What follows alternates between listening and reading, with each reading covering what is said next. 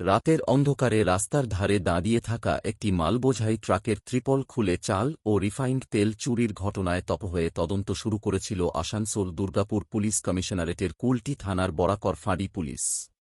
CCTV ফুটেজের সূত্র ধরে মাত্র কয়েক দিনের মধ্যেই দুই চোরকে গ্রেপ্তার করে পুলিশ। শনিবার ধৃতদেরকে আসানসোল আদালতে তোলা হলে বিচারক তাদের জামিন নাকচ করে 3 দিনের পুলিশ হেফাজতের নির্দেশ দেন।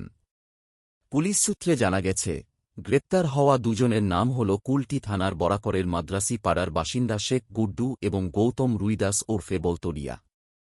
তাদের কাছ থেকে চুরি যাওয়া সামগ্রীরও কিছু অংশ উদ্ধার হয়েছে বলে পুলিশ জানিয়েছে। এই চুরির ঘটনাটি ঘটেছিল গত 1 জুলাই রাতে। ঝাড়খণ্ডের দেওঘরের ব্যবসায়ী সুজিত প্রসাদ বর্মা বরাকর গল্লা মন্ডি থেকে একটি ট্রাকে বিভিন্ন মুদি সামগ্রী বোঝাই করে যাচ্ছিলেন। কল্যাণেশ্বরী রোডের শিবমন্দির সংলগ্ন এলাকায় ত্রিপল দিয়ে ঢেকে ট্রাকটি রেখে তিনি বিশ্রাম নিতে যান।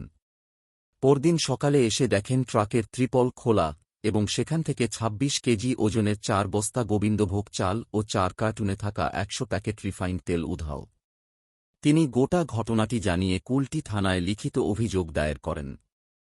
তার ভিত্তিতে কুলটি থানায় ভারতীয় ন্যায় সংহিতা বা বিএনএসের 303(2) ধারায় মামলা দায়ের হয়। তদন্তের দায়িত্বে থাকা বরাকর ফাঁড়ির এসআই অসীম চক্রবর্তী সিসিটিভি ফুটেজ খতিয়ে দেখে অভিযুক্তদের শনাক্ত করেন। পরে অভিযান চালিয়ে 2 যুবককে গ্রেপ্তার করা হয়। শনিবার ধৃতদেরকে আসানসোল আদালতে পেশ করে পুলিশ আরও জিজ্ঞাসাবাদের জন্য হেফাজতের আবেদন জানায়। বিচারক সেই আবেদন মঞ্জুর করে তাদের জামিন নাকচ করে দুজনকে 3 দিনের পুলিশ হেফাজতে পাঠানোর নির্দেশ দেন।